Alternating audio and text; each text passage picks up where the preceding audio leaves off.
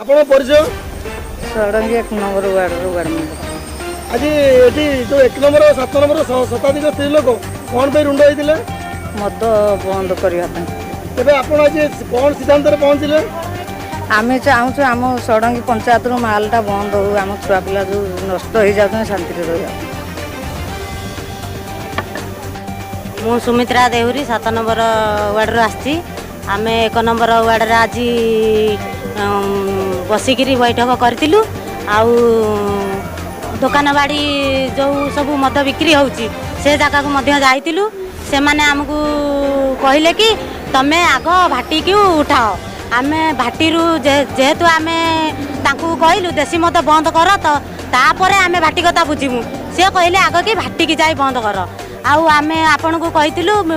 आउ पेट्रोलिंग आमको पुलिस साहाय्य दियो से आम पुलिस किसी पदक्षेप नहीं ना कि आसी ना आपण कहते कि नहीं आम जानिनु आउ द्वितीय कथा है आमर